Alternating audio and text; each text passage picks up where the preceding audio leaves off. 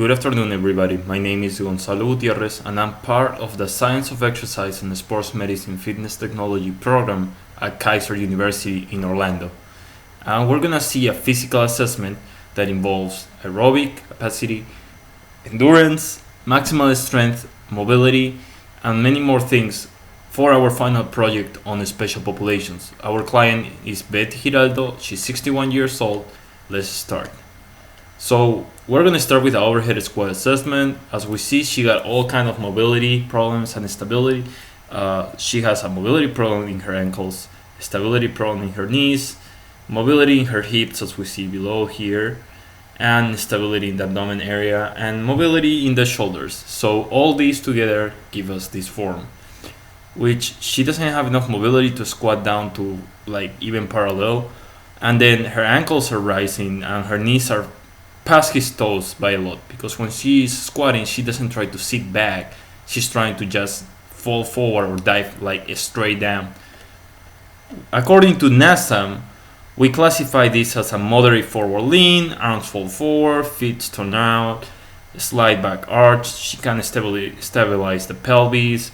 She goes into anterior pelvic tilt a lot when she squats, and she has a very limited ankle mobility and other type of mobility restrictions. Now moving into body composition, this is our anthropometric measurements, her neck, chest, waist, hips, and we go through right and left side. We see she has some difference in thighs, calves, biceps. She's a unilateral person, so she uses more one side than the other.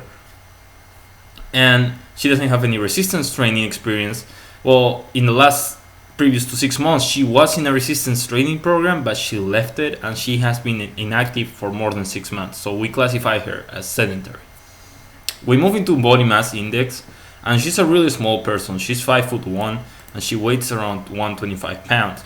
So her BMI is going to be 22.8, and she's in normal category according to NASA. So clear on that. The thing that is not normal is her waist to hip ratio. So that's 0.93. And it's almost a 1-to-1 ratio between her smallest measurement and her biggest measurement. So that presents a risk, especially in females at this. She's almost 0.10 points above the risk. So we have some body fat measurements here. With the skin fold Durning formula, we have a 31% body fat, which is average. And then with the Jackson and Pollock formula, we got a 31.7 of average body fat percentage. And this classify as average, almost borderline obese. As we see that person up in the picture, she's not near obese. Actually, I have to say she's underweight, but because she's going through osteoarthritis, which is a decrease in ligaments, tendons, and bone tissue, and also sarcopenia, she's losing a lot of muscle mass. So whatever she's storing is fat as reserve energy to carry out her ADL activities and activities in general. So her heart rate maximum is going to be 159 because she's 61 years old, and her resting heart rate is 70.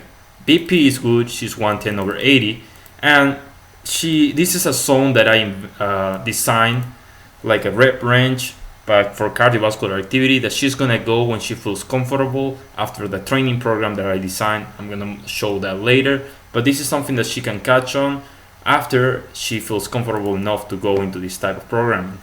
This is a heart rate reserve.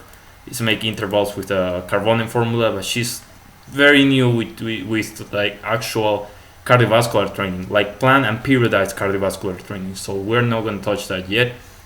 To bioelectrical impedance, body fat 34.9, visceral fat 9%, and muscle didn't even detect.